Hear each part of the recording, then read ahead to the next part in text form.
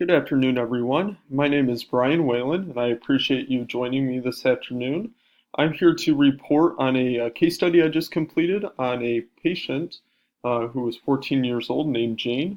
She was referred to me from her general physician. So what I'm going to talk about is just some basic information about her, why she was brought to see me, and then talk about just a nutritional assessment, some recommendations I made for her, as well as a sample food diary that she received. So as I mentioned, Jane is 14 years old, obviously female. She was referred to me by her general physician because over the last 6 years, she's had a consistent weight gain of 10 to 15 pounds. And at her most recent weigh-in, her weight was above the 95th percentile for her age and gender. I did calculate that out, and that did reveal that her current BMI is 28.0. So based on those two items, it is evident that she is obese at this time. She did mention to me when we spoke that she does eat at school on a regular basis, every day actually, for lunch, and then she consumes fast food for dinner with her family. Physical activity level is low. She did mention that after she gets home from school, she doesn't do a whole lot of extra activity, usually just kind of sits around, and she does participate in physical education 2 times a week. Family dynamic, I did speak with her parents as well. They are also currently obese and have received additional chronic diseases based off of their current weight. Her mother suffers from hyperlipidemia, and her father suffers from type 2 diabetes mellitus. Jane did mention that she has two younger siblings, but I did not receive any specific health history from them or her parents. And they did mention to me, though, that their fast food consumption stems from both financial and time burdens.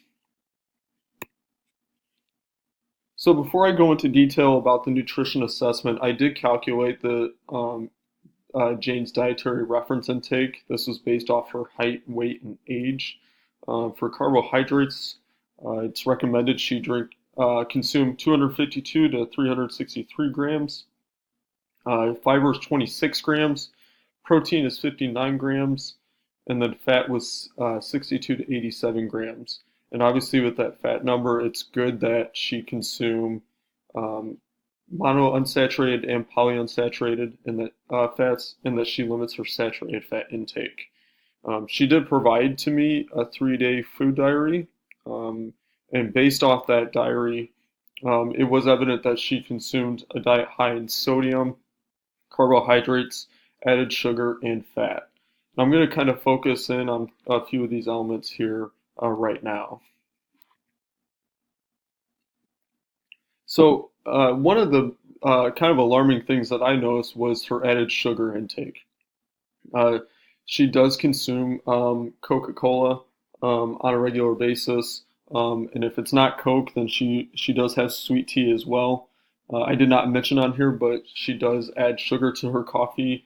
On occasion, she'll drink chocolate milk at lunch at school, and then she typically does have a dessert each day. And when I say dessert, it's not necessarily like I'm going to have a piece of fruit and that's my dessert. It's usually a cookie or ice cream. Um, so just with the consumption of the sugar sweetened beverages alone, she's close or has at least met her daily recommended allowance for added sugar.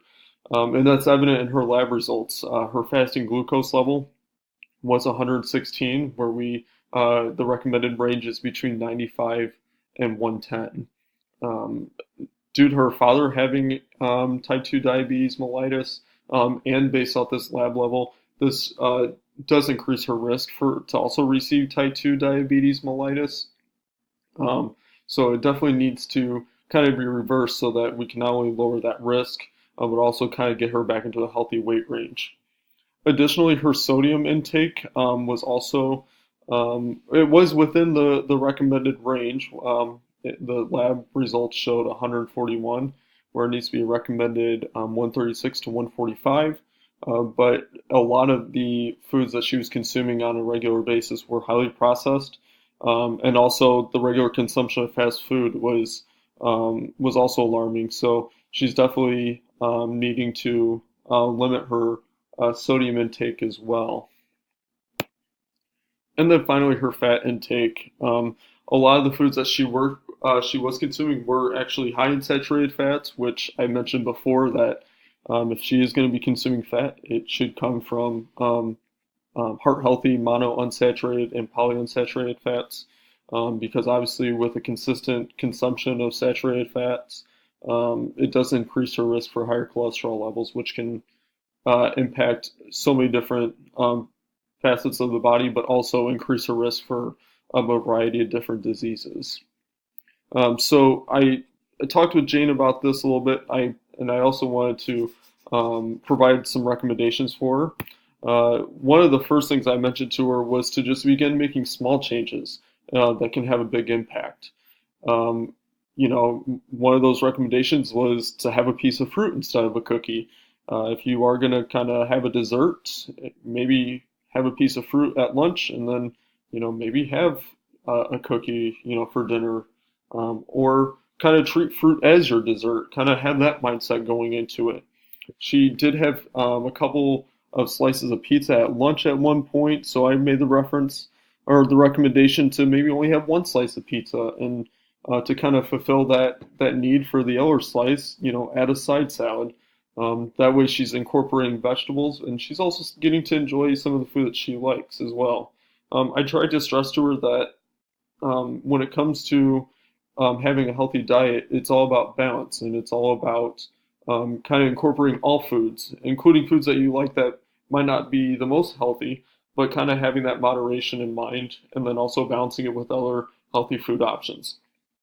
And if they are going to be going to fast food restaurants, it's definitely recommended that she maybe do some research beforehand to see what maybe healthy options are available to her there at the restaurant that they're going to be attending.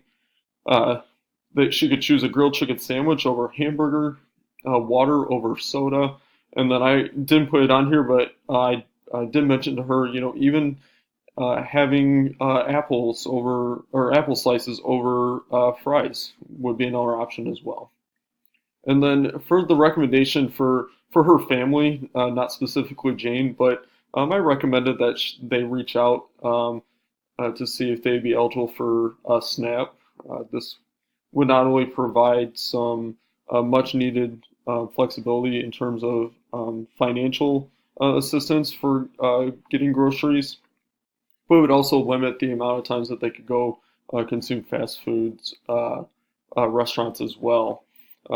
If they don't want to spend a lot of money on food through this program, they could still eat healthy. I recommended frozen fruits and vegetables, canned vegetables. I did recommend that they're going to do canned vegetables. Drain the water out that's inside and rinse it. That's going to lower the sodium content. And then also finding canned fruits that are in the 100% fruit juice as well. This is great options for them to get some of those vitamins and minerals, but also kind of having more of an affordable option as well. And then I did provide Jane with a 3-day meal plan. I tried to balance out as much as possible amongst all the food groups, just so that and I did provide variety as well, just so she wasn't feeling like she was eating the same thing. The two or the things I want to focus on are the snacks. I tried really hard to find snacks that provided not only protein but also fiber as well. This is going to kind of build that bridge in between meals, and then also at bedtime if she does get hungry, finding kind of a low fat but also a snack that provides protein and fiber, I think will be good. And then I also kept, like things like coffee, and I know she uses cream and sugar, but I did kind of cut back and, say, we'll try, using some 1% or skim milk instead. If you do need to add sugar, maybe just do a little bit less. I didn't add it on the meal plan. Or she could also try and use stevia as well, but kind of slowly wean um, herself off the sweetness level. I think is going to be good. And then incorporating, handy vegetables like baby carrots. I mentioned uh, raw peppers in lunch here on day 3. Also, just trying to find different ways for her to consume a variety of different vegetables. I explained to her to, in the informational handout that I gave to her, to eat the rainbow is one of the suggestions on there. Anytime that you can eat a variety of different colors, you're going to get a variety of different vitamins and minerals. So it's definitely good to do that. Now, I did put on here for dinner 4 ounces of chicken breast. I did have then leftover 2 ounces of grilled chicken on here. Like I say, that's if she has it left over. Otherwise, she can incorporate a different type of protein as well. And then, as you can see, a lot of the grains that are listed on here are whole grains. I tried to find or focus a lot on that because, once again, that's going to provide that fiber for her as well. I'd be happy to answer any questions that you may have. And I just thank you so much for connecting with me this afternoon and taking the time to listen to this case study report. Have a great day.